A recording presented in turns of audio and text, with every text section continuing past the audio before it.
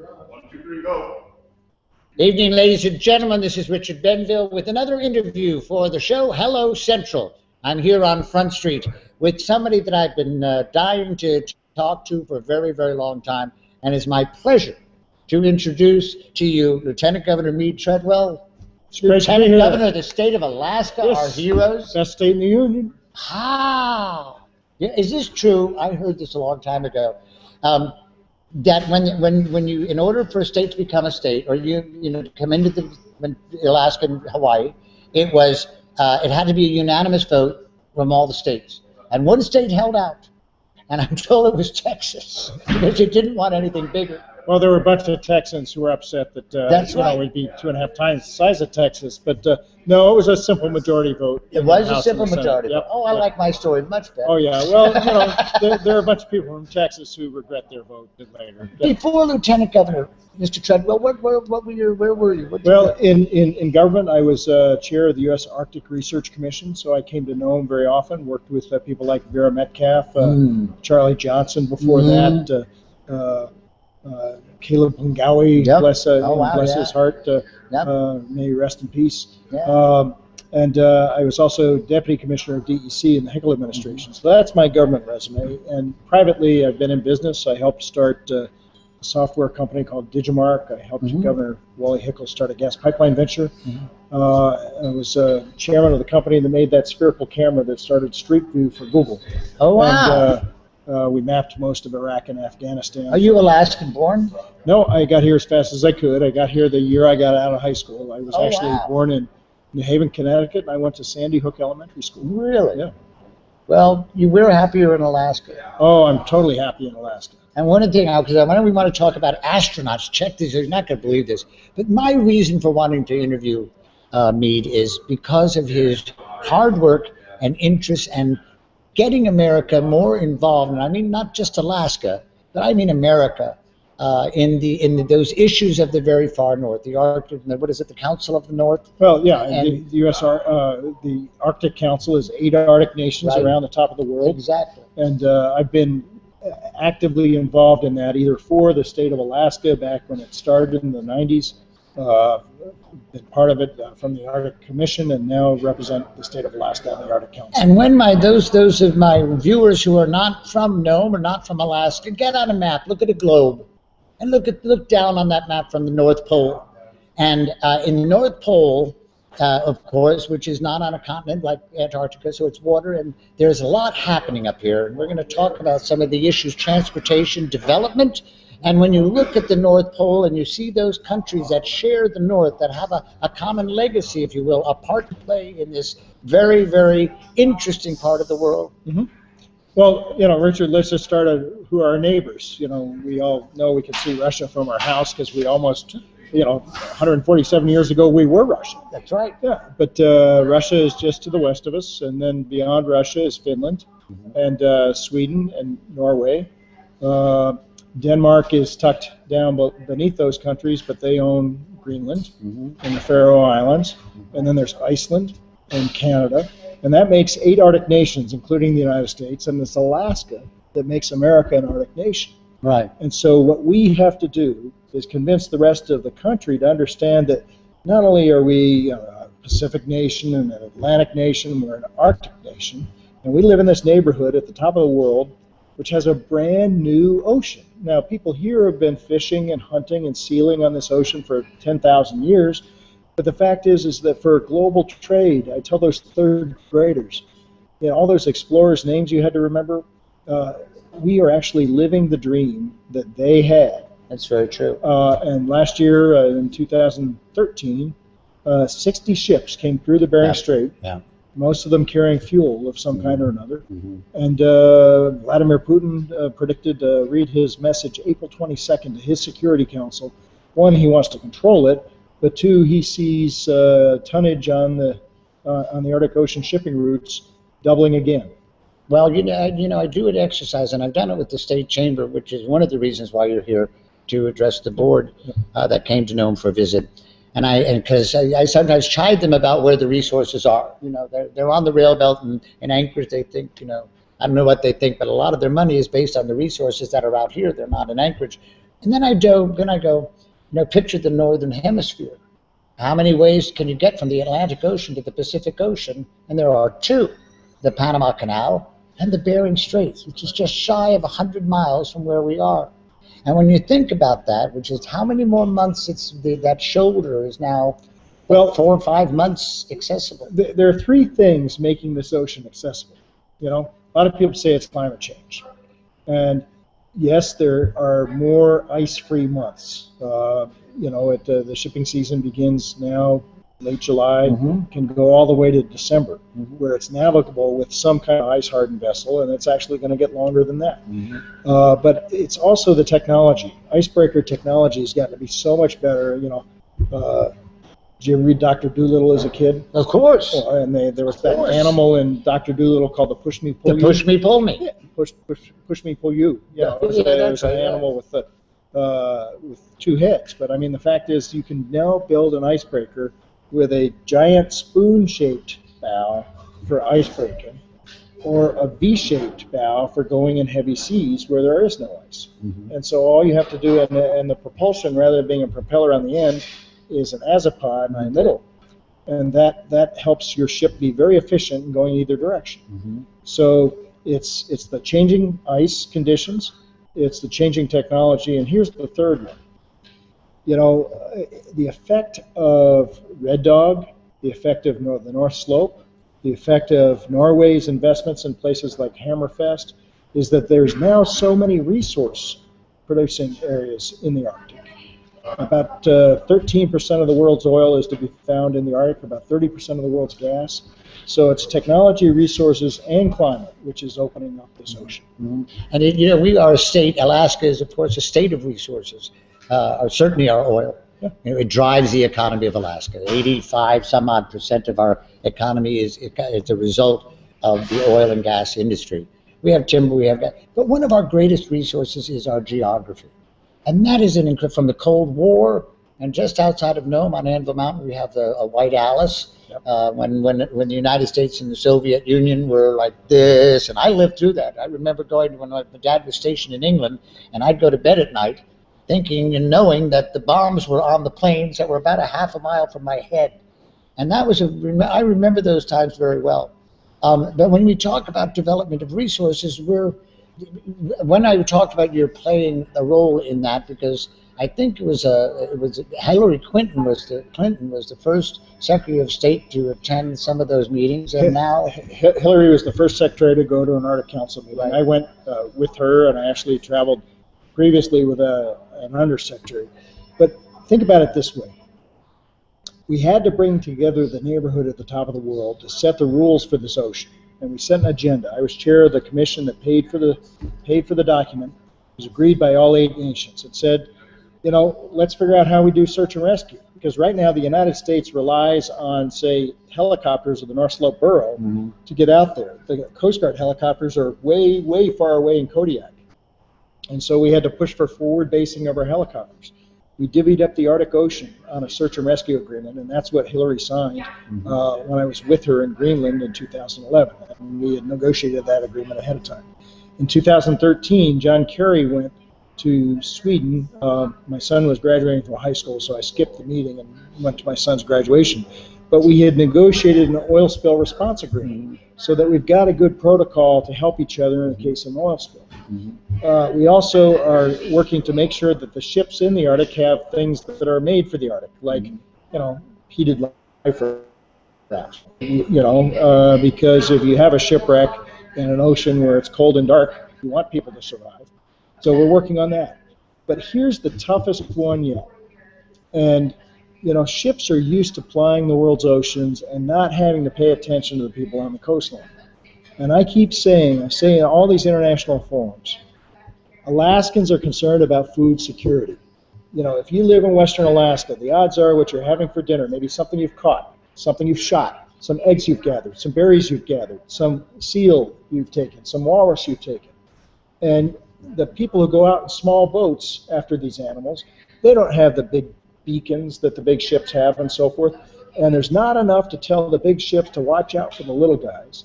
And there's very little protocol to make sure that they're prepared for an oil spill.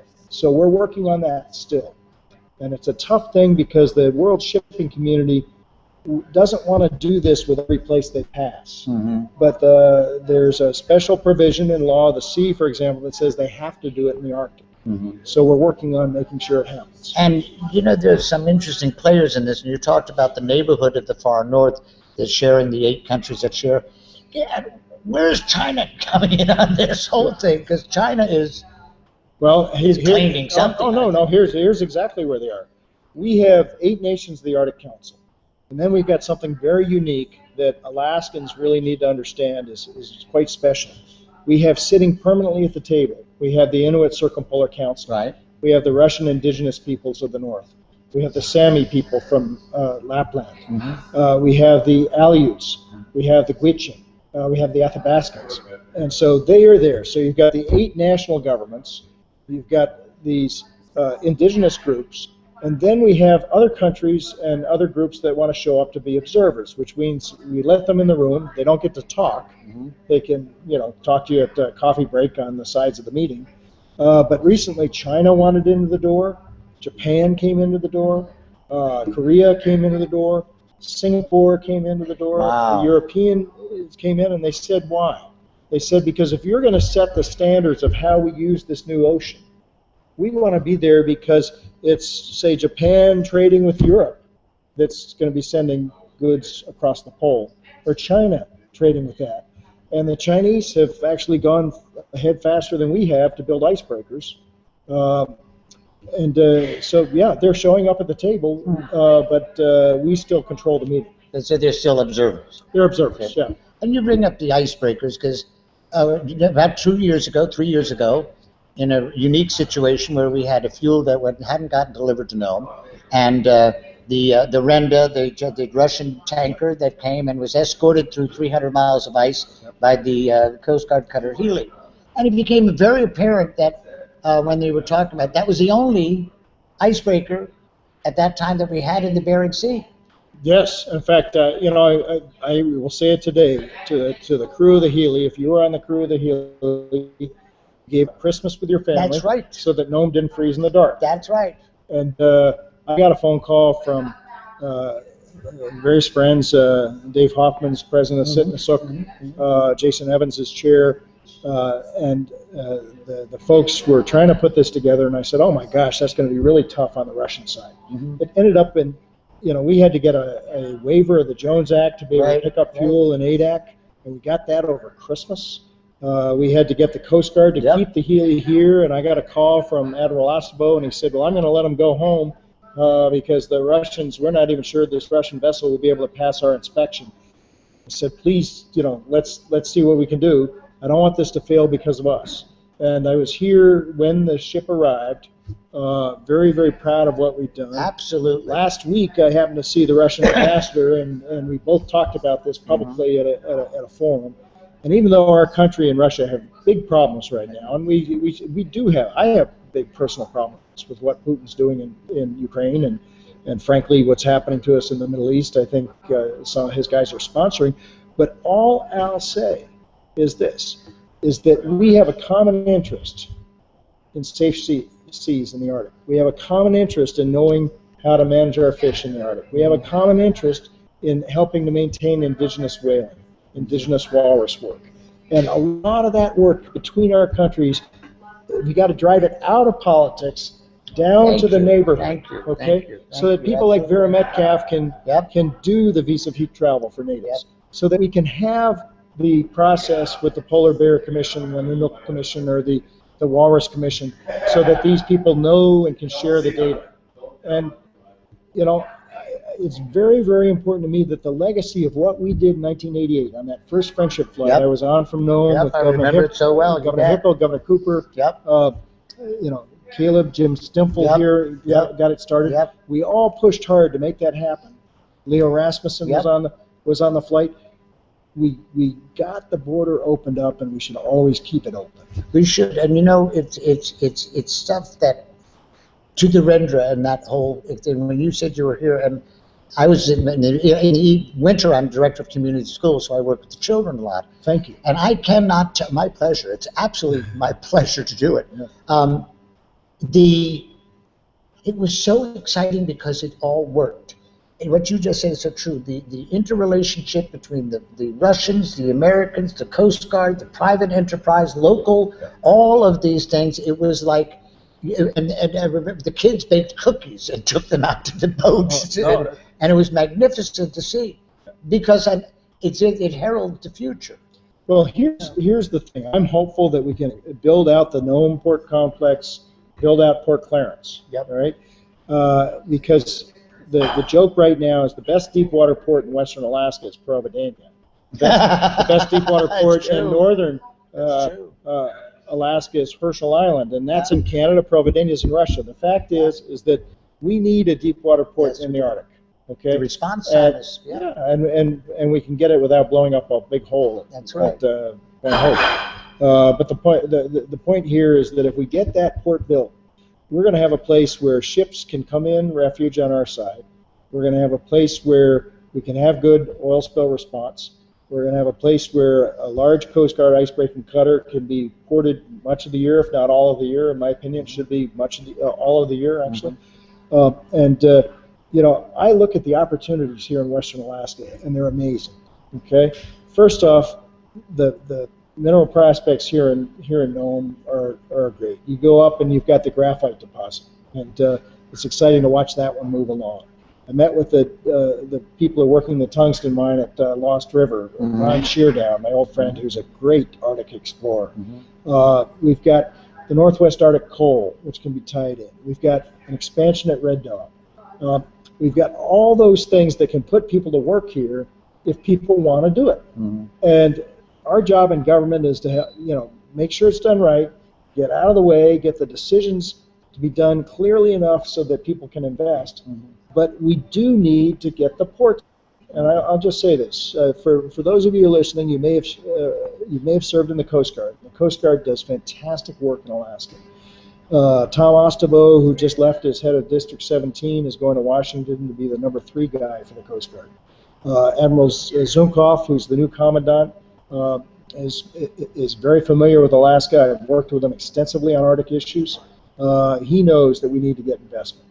Alaska, the state, and some native corporations I've talked to, other private interests I've talked to, are ready to help lease an icebreaker to the Coast Guard if they can't get the $1 billion to buy it. And frankly, they may save money by leasing it. We have to push. And Richard, if this had been the Panama Canal, okay, if the Arctic were an isthmus, there'd be no question in everybody's mind we got to get a canal started. In this case, it's a brand new ocean. If we don't move and make the investments that we're talking about, Russia's going to control it. And do we want Russia to be able to turn off the tap on a quarter of the world's energy? No, I don't think so. Yep. So that's why we've got to stand up for it. My guest, Lieutenant Governor of Alaska, Mead Treadwell, a visionary. I think that's a good word. I think you are. You're a practical visionary. You're able to see down the long haul and see down the long road, and I think that's so exciting for us as Alaskans and for the country as well. Our strategic importance to this nation, is phenomenal because, again, of our geography. There's another subject I want to get to because I just heard this about 10 minutes ago, right as we were going on the air, and he said, I got to do a little piece. Can you work with me to send to my friend Buzz Aldrin?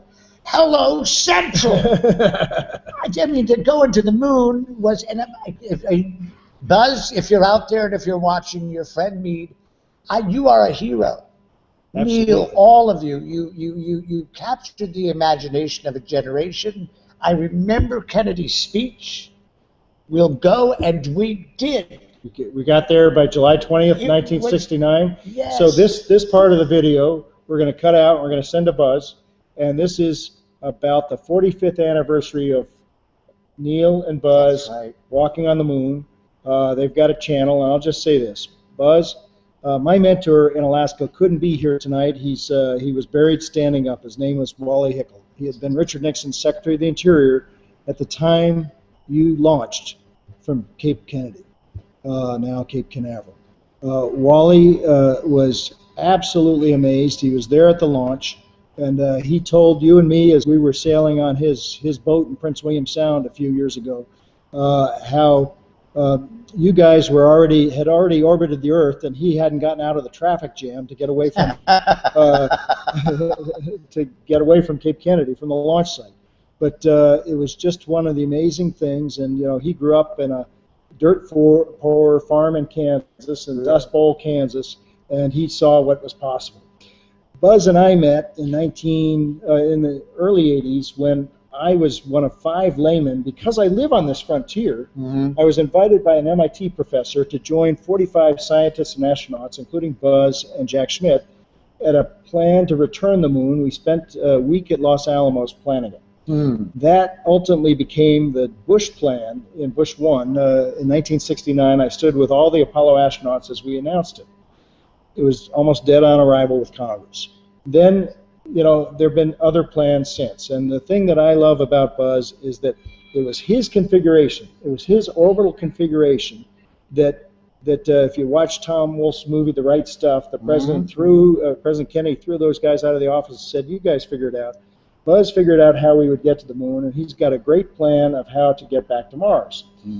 Be that as it may, I'm just going to say this. July 20th, 1969, I'm at a lake cabin that our family has on a little lake in Michigan, near Lake Michigan, in the Pinky, in Leelanau County. There's other astronauts who come from there. Shorty Powers actually lived down the road, the voice of Mission Control. And I was driving on M204 between Sutton's Bay and Leland, Michigan with my dad, and he and my mom had just had an argument. I remember, "Dad, do you think you and Mom are going to make it?" And he says, "Yeah, of course we'll make it. We couldn't possibly afford to get divorced." But he said, "Oh, quiet, let's listen to the radio." And it was there was the voice from the moon. "Tranquility Base here. The Eagle has landed." I get clapped. Yeah, I get the shivers here. It just. And then we went home, and it was 4 or 5 hours between the time they landed and the time of that first step, small step for man, and Buzz's great words, "magnificent desolation." Magnificent desolation. And I remember that. And here's what I have to say. We are a spacefaring people. We are now longer time since 1969 than Magellan was after 1492, all right? Columbus came to America, Magellan went around the world, and we have to get off our duff, and we have to get back into the space business to stay, because it's going to provide resources for the planet. It's going to provide an expansion of the human race. It's going to advance science, and it has already tremendously helped people. And Buzz, hats off to you. Hats off to Neil. Hats off to all your Apollo colleagues for making this happen.